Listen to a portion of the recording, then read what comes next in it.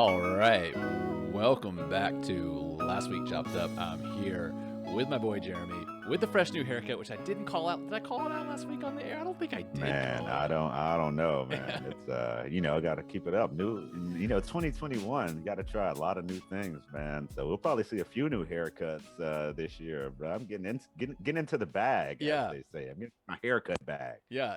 I got a little envy for you. You have a little more versatility, I would say. Like you kind of take it. You go cornrows. You go in like little braids here. Like you got a little. I just got like, well, I can go short or long, and it really, I have no real variation in the short run. Like it's just gonna grow. But yeah, I don't think I could get braids or rows or something like that. It's not really a look I don't think that I should try to pull off. Yeah, it was funny. I saw someone I hadn't seen in a few years, and she was like, this whole beard situation, did I know you with that? I was like, oh, well, I haven't seen you in like 7 years, so no, probably back in the day, not. I was like, well, I'm a grown man now, and lockdown was crazy. You should have seen what this beard was like when I was baby Harden a few months ago. I was like, this is actually trimmed up. Oh man, I would tell you. So I started growing a beard too, and I haven't told you why. So when I first started dating my wife, Alyssa, like I always shaved like every 3 or 4 days, and like went 3 or 4 days in, and she's like, "Oh, it looks really good. You should just keep it growing a little bit." And I was like, "Oh, I always shave," and she's like, "Well, when you shave, you look 16 years old. So, maybe like try to go for that scruffy look." And I was like, "Oh, okay." And then like 7 days in, she's like, "You can get." I didn't even know this. Like you can get a trimmer, a beard trimmer. I was like, I had no idea. And I got that. She's like, and it looks so much better. And then, so every now and then I threaten her. I'm like, I'm going to get the Gillette out and go babyface Justin on you. And she's like, don't do it. So like, no, it's cool. Yeah. Which is, I mean, to me, so it was like 7 days into us being together, and so, but I like it now too because it does make me look a little bit older, and it's always both of us while always looking a little on the young side and at work and such. It's helpful to look close to our age. But did you grow it to look older, or is it just kind of something that you just kind of tried it out? Man, I think it is a much simpler story than that. There was just a point where I was lazy and didn't shave. And I continued to not do that. But then I was like, okay, it's maybe all right. Let's see if we can get a beard, just kind of edge it up a little bit. And I was like, okay, it's kind of growing. So I'll go, I tried it a few times, growing it out some, shaving it. But it reached another level in lockdown where I was like, okay, I'm You're a beard guy now. So, you're a beard guy. It got to the point, the beard was so crazy. Like, one of our, I think he's an SVP or something. We were on a leadership call, and he just starts slacking me like, "Jerry, the beard looks glorious right now." He's like, "Keep it rolling, man." He's like, "I tried to have my lockout beard." He's like, "But I couldn't. I had to shave it off." He's like, "But just don't even trim it." I was like, "Oh, all right, thanks, Joe. I'm doing what I can over here." So yeah, it's definitely been wild. Just people never thought I'd get beard shout outs. I had no idea those existed. I don't really get them because I'm more of like the scruffy beard look. I can't really do what you're doing. But my pops has a full beard, right? And when I was like 12, he told my mom, he's like, "Oh, I just want to shave it off, see how I look." And my mom's like, "No, don't do it." And he's like, "Well, if you don't like it, it can grow back." And then in front of the whole family, my mom's a pretty direct person. She's like, "Well, it could grow back, but then I've never seen you without a beard. And then I would know I married someone I wasn't attracted to."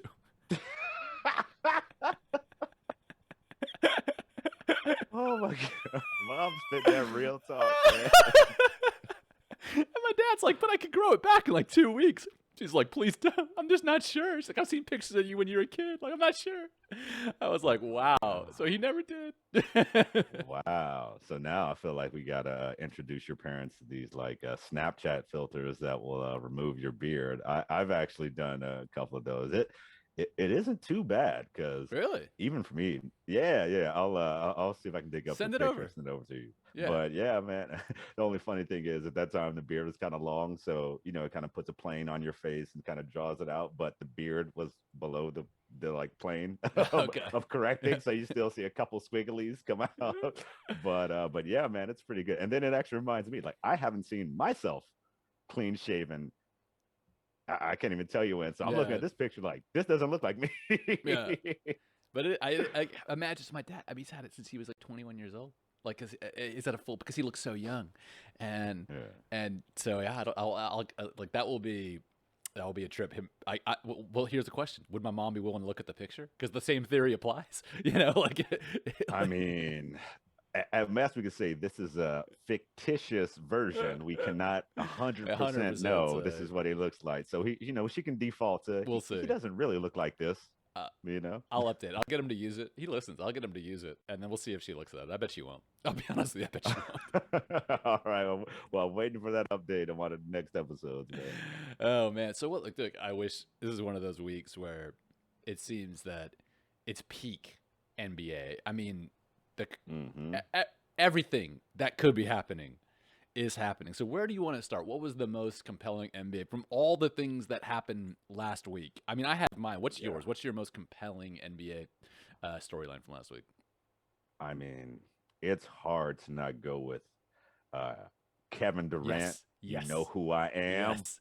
You know, Yes. like I don't know if you've seen The Wire, but Oh yes. that's kind of Marlo going, my name is my name. Yes. Like I'm Kevin Durant. And this man putting up a 49 point, Oof. 17 Oof. rebound, 10 assist Oof. game. I was just like, who is He this? played Just every minute. stuffing the stats He played every every minute. minute. I don't, it's one of those where you got to go What? look back. And when's the last time someone played every minute? Because, usually try to steal 30, 40 seconds here or there, Yeah. No.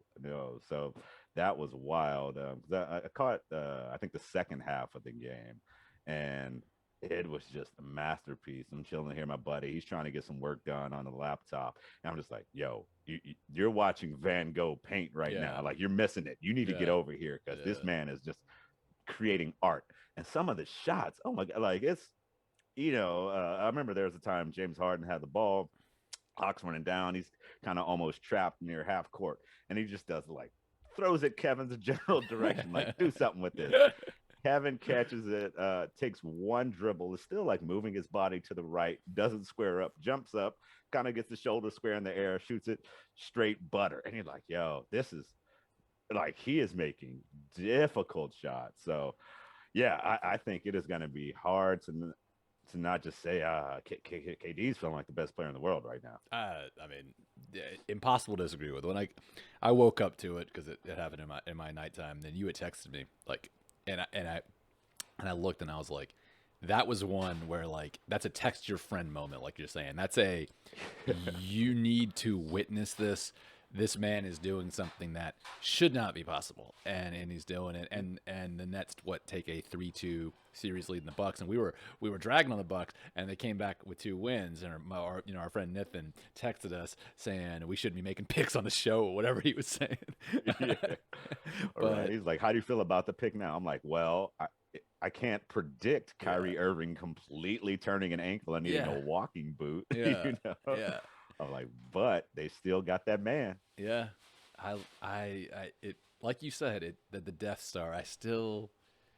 I would not bet them, and maybe I don't know. Is Kyrie going to be able to get healthy if they win the series? So I don't think we're going to see him this series. He's already rolled out for Game 6. Yeah. And who knows? Like, I don't know if you saw Reggie Miller put up a text. He's like, just hear me out on this.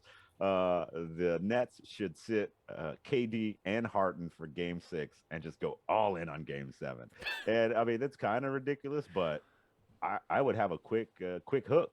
Yeah. Like if that game starts to get anywhere out of control, I'm like, all right, Kevin, you're sitting down. James, maybe you don't even play. I'm like, nope, we were gonna, because I don't know. Like if you think about what the Bucks have gone through in Brooklyn, blowout, almost historical blowout, blow a very large lead with a hobbled James Harden who BT Dell played 46 minutes. Yeah. Like this man, he's got maybe 1/4 of a hamstring in one leg, and it's just like, no, run it out.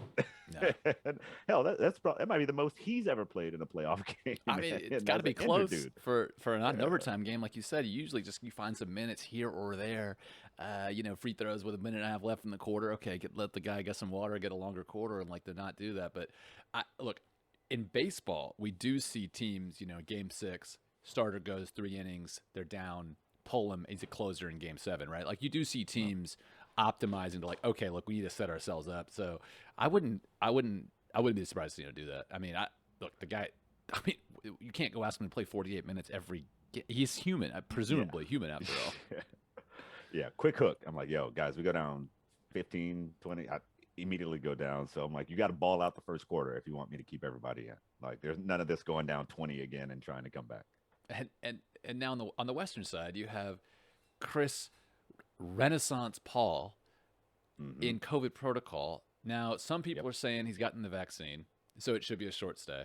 The team has not confirmed that. He hasn't said that, but the people around him have said that. What do you think is going to happen here? Do you think he got the vaccine and it's going to be like an asymptomatic case? He's back. He's got what? They got at least 5 days. Right?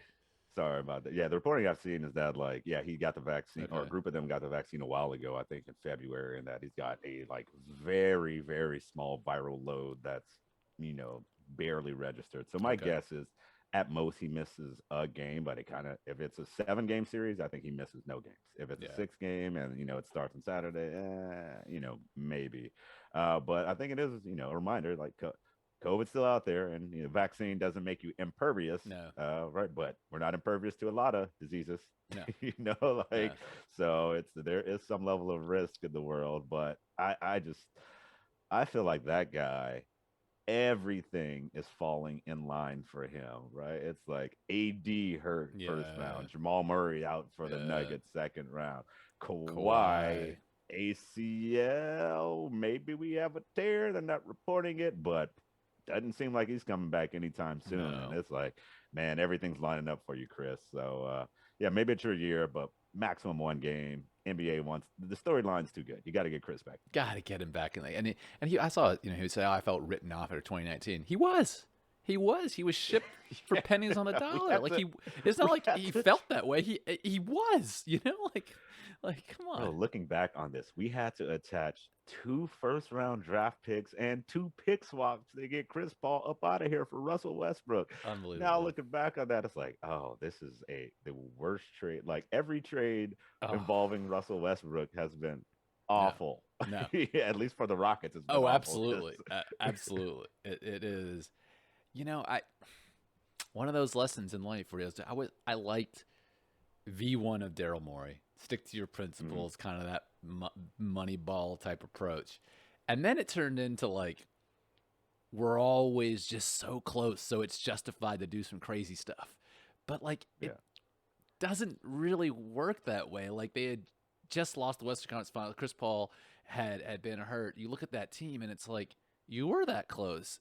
I guess James Harden has some responsibility in this, but I don't know. It's one of those lessons. I think James Harden has a lot of responsibility in this because from what I hear, D'Antoni and I think Morey did not want to trade Chris Paul, but obviously Harden did, and I'm pretty sure Tillman Fertitta was like, I'm going to pay Chris Paul what, like another $90 million, and it looks like he's maybe cooked. Like, no, I don't want to do that. Let me pay $120 million or whatever to Russell Westbrook. Like, okay, sure, man. And then they got John Wall in the books now. They have like the trifecta of the aging point guards on supermax deals, and only Chris Paul played up to those standards, and that's the guy they shipped out. Right. Hindsight, you know what I mean? I don't know. With Houston sports, there's this pessimism I have. But speaking of Houston sports, the Astros did win the World Series in 2019, and they did win it. Beat that chest. Now there was a cheating scandal, and it was proven that they did cheat with sign stealing. Now it came out this week. I don't know if you've seen the reports that people are talking that this sign stealing was going on in 5 to 10 other teams. It was much more widespread than was talked about, which will be interesting. Which track that one. But let's talk about in baseball the sticky stuff. And so for the people out there, pitchers have always had access to a rosin bag on the mound, and they've always used a little bit to wipe their face with sunscreen, touch the rosin bag, just a little more grip on their fingers, especially to throw fastballs, right? Because the only way to make a fastball really spin off your fingers is grip on your fingers. And over the past 2 or 3 years, there's been this arms race of like spider tack and pine tar on the. Everybody's like, I read an estimate like 85% of pitchers are doing this, and in that same period of time, batting averages have fallen 30 percentage points. They're at their lowest level since the turn of the last century. And the game is, there are no hitters happening all the time. The game has become less watchable than it was prior. But now they're cracked. What's your take on this, Jeremy? Basically everybody's doing it, and it's led to a worse consumer product. Like, what? How do you feel about it? Cheating? How do you see it? So, being analytics minded, you forgot to mention the number one term that everyone's monitoring on the sticky stuff: the spin rate. The spin rate. How many RPMs do you get on the ball? For me, it's definitely one everyone's doing. Whether it's a worse product or not, I mean, we can debate that if you want to see more offense, not if you like seeing Ks. I mean, so many guys throw 95 plus now. I think that's got to be part of also what's going on here. Like, oh, we're going to take out our starter, and a team used to have maybe one or two guys in the bullpen that brought the heat, if you will. And now it's like, oh, we got 8. Like, we just got a stable full of guys bringing the heat. But I think in the, hey, let's just level the playing field on both sides. Like, hey, batters, we stopped them corking bats and doing all this stuff they were doing. We mostly think we have them off the steroids, though I think more pitchers were tapping into some of that stuff than we've really acknowledged before. I mean, Roger Clemens was, for sure. Yeah, all right. So now it's like, hey, pitchers, we're kind of just saying, throw the baseball like you did growing up in like high school and college and the minors and all this stuff. And the absolute freakouts that are happening, like, well, you're changing the rules mid-season. It's like, well, one, I'm pretty sure this has always been against the rules. Yes, maybe everyone was doing it. But that doesn't mean it wasn't in the rule book the whole time. We just weren't legislating it. Now it's like, we will, like, I love the threat was, hey guys, we're going to announce that how we're going to legislate this in like 2 to 3 weeks. People immediately stopped using it. And it's like, I can't grip the ball anymore. I think Tyler Glass now got some minor ligament injury. Was like, this is because I maybe stopped using stuff. And I love how no one's like actually saying I put, the most resin, pine tar, whatever, like the grip. They're all just like, we need to have an open dialogue. There's a lot of change. No.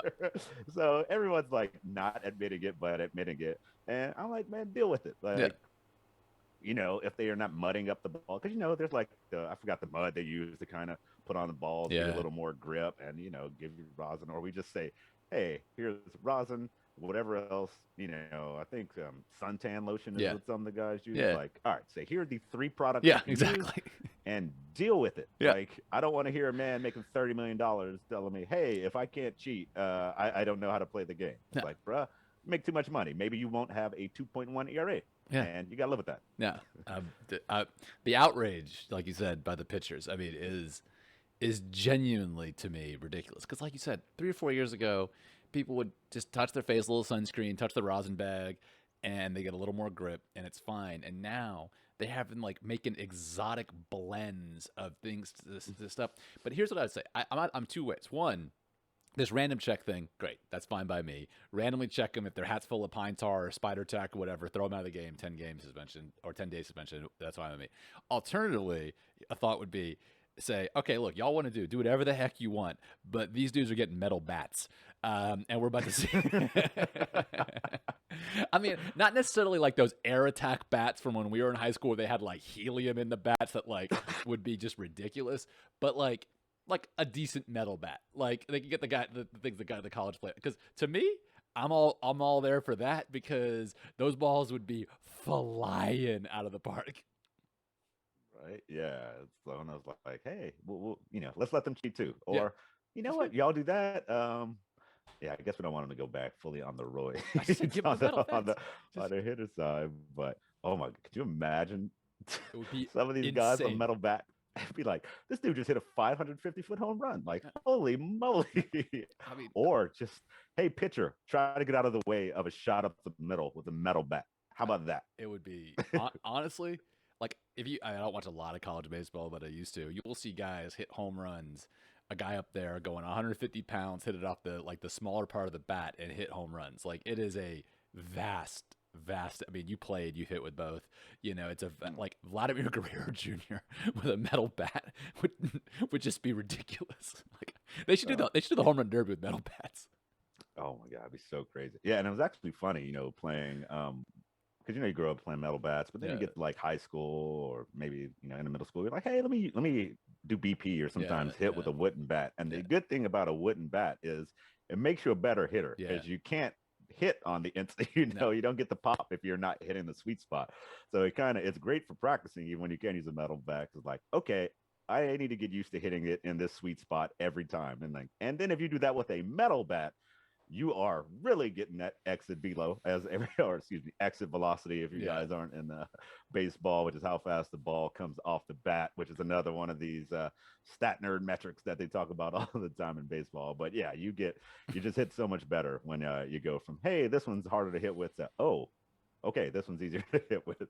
It would be absolutely crazy. Well, switching gears from the world of sports, it Mm-hmm. really an incredible one to me.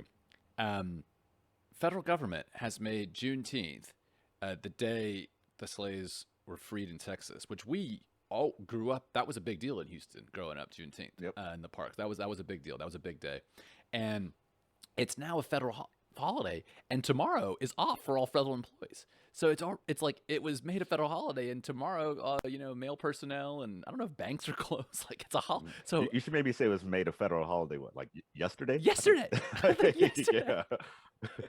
Like it's the wildest thing to me. That I mean, first of all, what's your thoughts on it? Juneteenth becoming a federal holiday.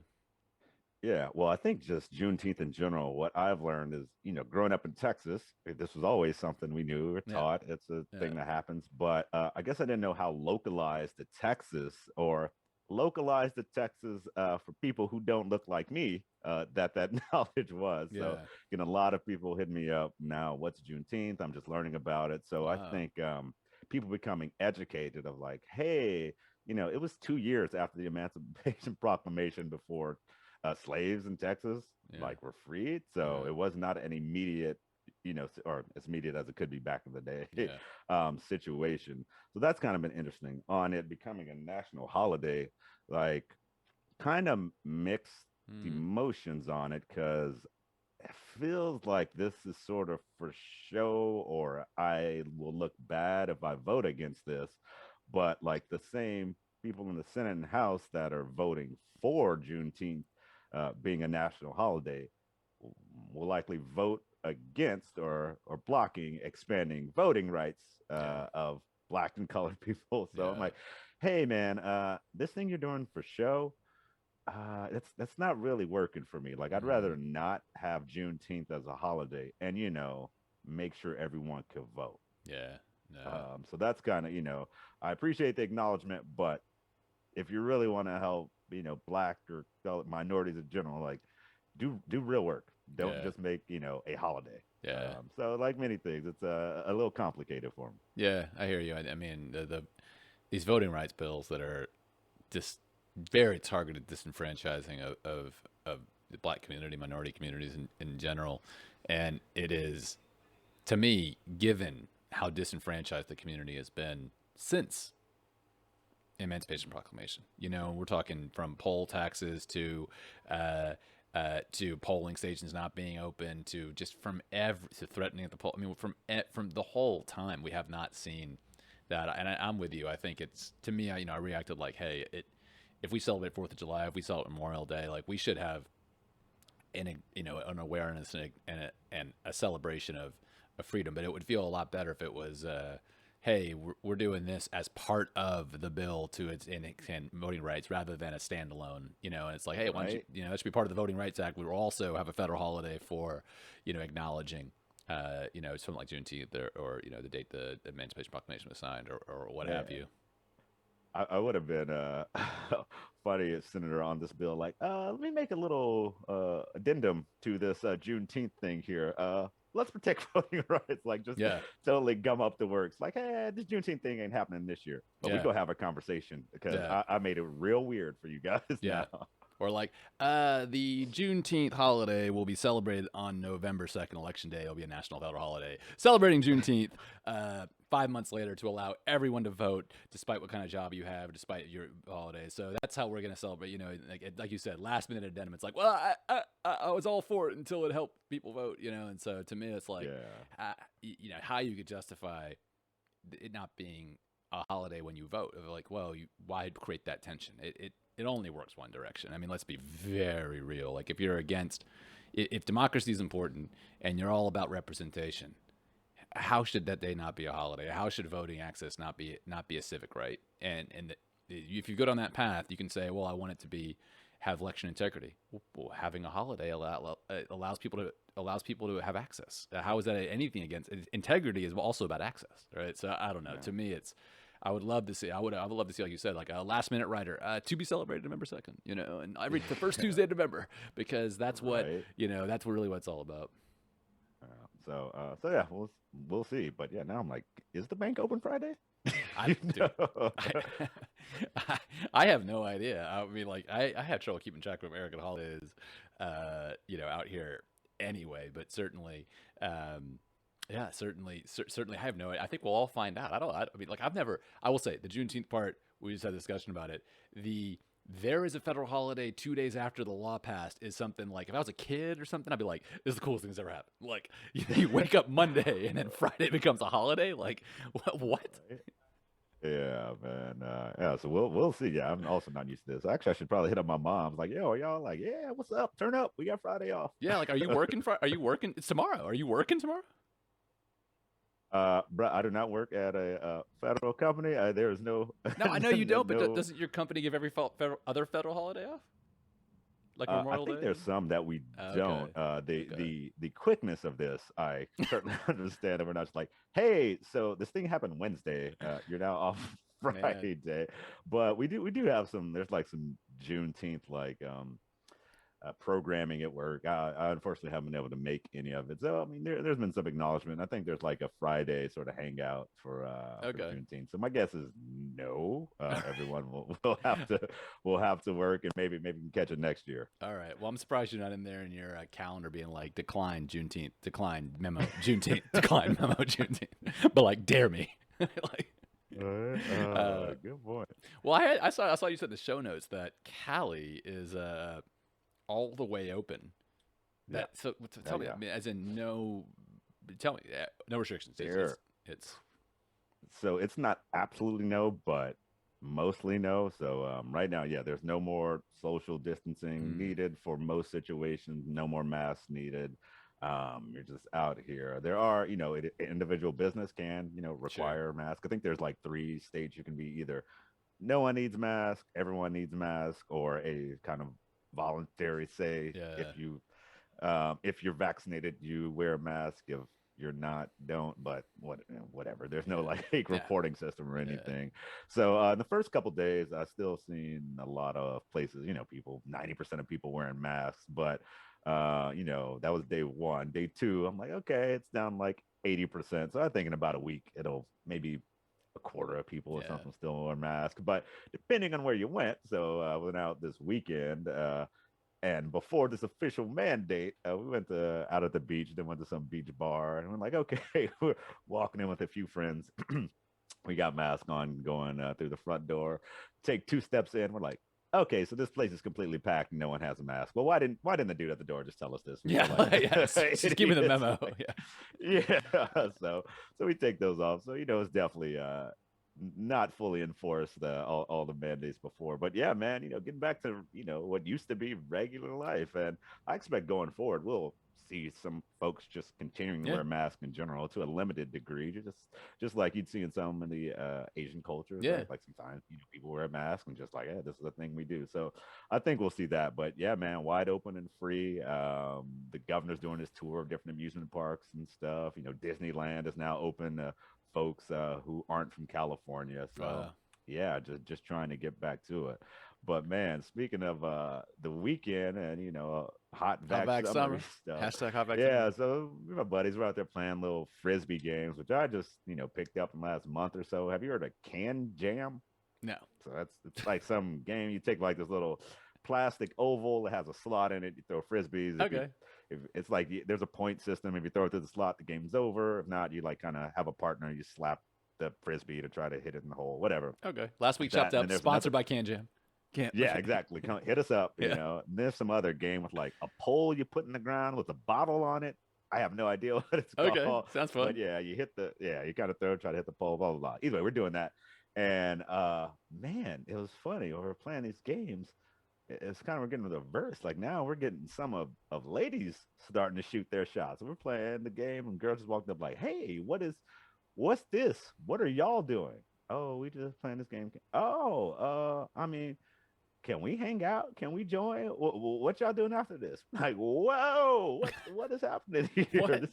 This is a very different situation than we are used to.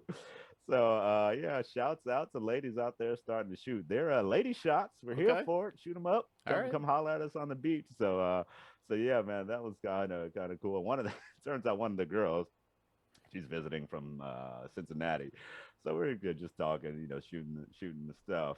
And she's like, hey, like, just to let you know, I'm like, bye. I like, both, but I'm probably 70% guys, 30% women. Okay, cool, good for you. Yeah, I'm kind of recently coming out like this. Okay, good. I know you 10 minutes, so Okay. Cool. Yeah. great.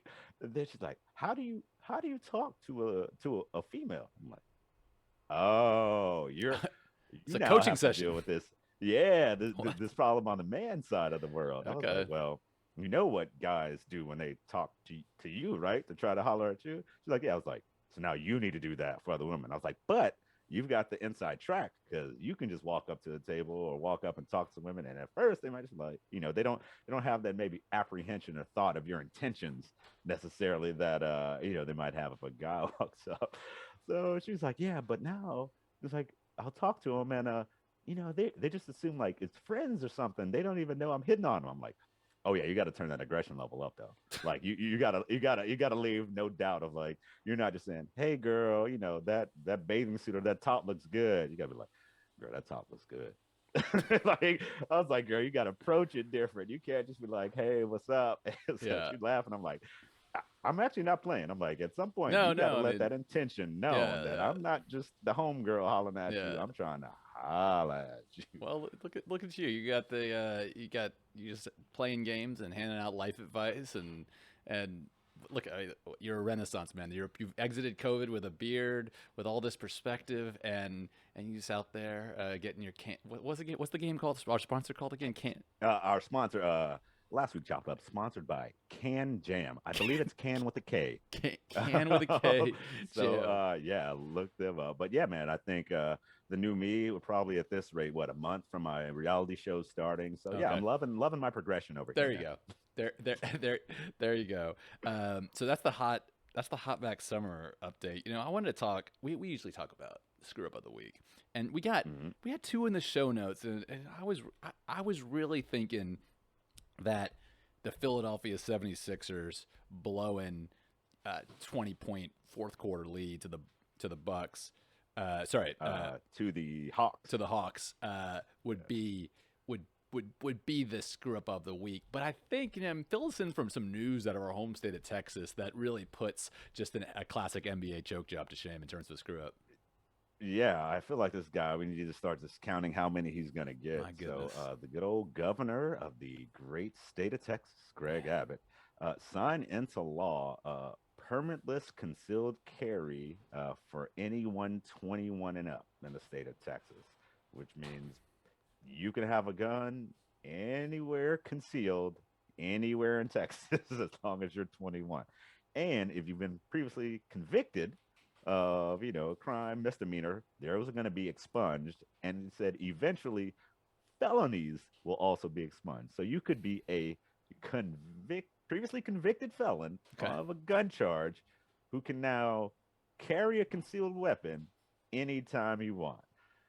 That seems insane Yes. to me. Yes. And not just that, on the screw up, kind of going back to our Juneteenth point, also became one of, let's be clear, all Republican governors, like, are the only ones who've done this, signed into law, not teaching critical race theory in school, which it might sound bad at first, critical race theory, but mostly it's just trying to like, hey, some stuff in America that's happened. We need to look through the events of like, what has race played in this? Yeah. Like, Yeah. hey, like these slaves being enslaved for 2 more years after they're quote unquote free. How might that impact us going forward? How are decisions that have been made previously impact people now? It kind of explains more of the history of, Yes. hey, let's change the lens of how we looked at how we got to here. So Greg Abbott, man, I think this is number 2 for you. Oh man. I feel like you're going to get maybe 4 or 5 of these before you're not governor anymore. But you are definitely my screw up of the week because you're just doing some crazy stuff, man. I it's unfathomable to me because I know law enforcement agencies aren't for this. Of like, you can't drive a car without a license. You can't put up a fence around your house without a permit. There's so much in life where you have to get, authorized for use. Even if, let's say, you agree with the ability to carry a weapon anywhere, which I don't personally. Let's say you do. How could you possibly be of the position that shouldn't require some training and certification and tracking of the individuals that can, and some, I don't know, like good behavior threshold. So like if you're a known felon hothead, we don't let you do this. Like how could you possibly have this position? Like if I this is why people in Europe think Americans. When people ask what's like in America, you can get a gun. Is that really true? It's like, well, not in Chicago, but in where we're from, yes. And apparently now I could walk into a gun show, buy a 9mm, walk out it under my belt, just walk into a Subway, do whatever I want, just go about my business permit free, well within my rights, even if I was, I don't know, a convicted felon in the past for, I don't know, assault. Right? Yeah, man. It's yeah, I got no great follow-ups to this. I guess I can dig in more for whatever the BS reason's gonna be for why we think we need to pass this, because I guess there was a big outcry that we can't like enough people can't carry guns places in Texas? I, Question mark? I, Like I don't even know the reason for wanting this to be honest. So I'll do a little follow-up, but it's just bananas. I, I, it's this, like you said, this man likes to get down on the screw up of the week, and I would add every one of the Republican governors that signed that critical race theory to opposing it teaching in schools, because I've looked into it, and in fact, I don't know if you saw the Southern Baptists just had a election for their next leader, and one candidate was against teaching critical race theory, and the other candidate was for it. And obviously, there are a lot of Southern Baptists are black. And it was 53-47, the candidate that supported teaching critical race theory versus ultra-conservative candidate. So the Southern Baptists are okay with teaching critical race theory. In general, I would say I take positions, if the Southern Baptists, it's not too conservative for them, I would say that tells you something. Like, they're down with it.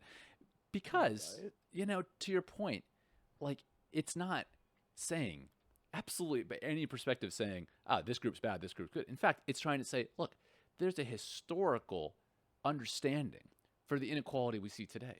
There's a historical understanding for the situations we see today, and we have to look at the lens of how people were treated, and they were not treated. They are not treated, and we're not treated in a fair way.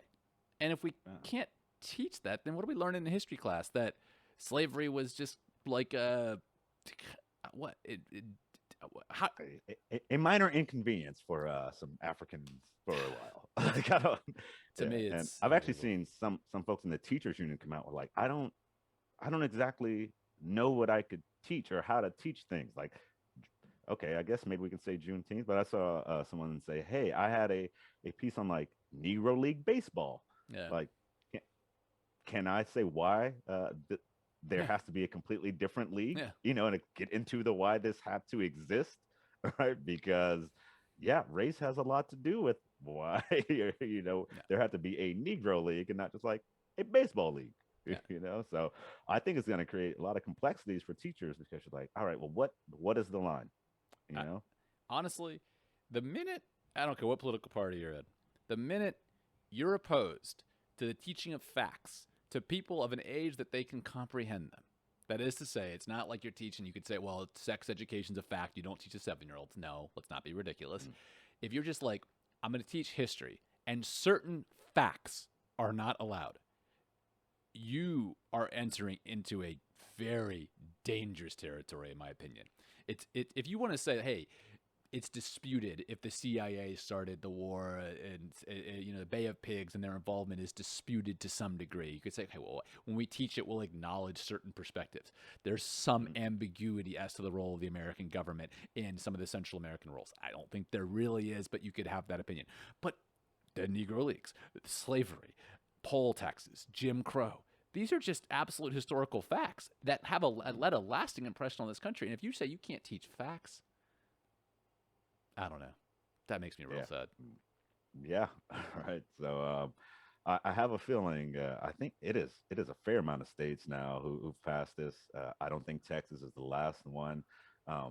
But yeah, this has to come up again, man, because I think it's just gonna like literally complexity, right? I am a teacher. Yeah. I'm trying to work like, are you gonna arrest me for teaching about the Negro Leagues? Yeah. Like, so we'll see how this is actually implemented. But the message is heard loud and clear by so many governors signing into law these type of restrictions. That's unbelievable. Well, look, great show, Jeremy. Started off talking about NBA basketball, hot back summer. Ended up with you can't teach facts in school anymore about race. So we kind of took that arc, but super fun chopping up with We're complex over here. You right. know, we talk about the full range of the human experience. Right. You know, we into basketball, business, tech, race. We out here. Come see us, choppers. That's right. They say that we read all these manuals like, how do you create your podcast? You got to find your niche. And we're like, what's our niche? It's like, well, it's we don't know. You know, we don't know. Yeah, we'd rather do what's fun for us. So, well, awesome show, Jeremy. Yeah, Chop us, hollow at us. You know the deal. If you're watching this on YouTube or it's a clip, hit follow, hit subscribe. Find us on your favorite podcast platform. We're on Apple, we're on Google, we're on Spotify. Hit follow, hit that, and get notified for new episode, and hit us up on our social channels, which is at LWCU Podcast on Twitter, Instagram, and TikTok. So just hit us up wherever we're at, and hopefully we'll see you next week. Yeah, see you later, choppers. See you later. Chop us down. Chop us down.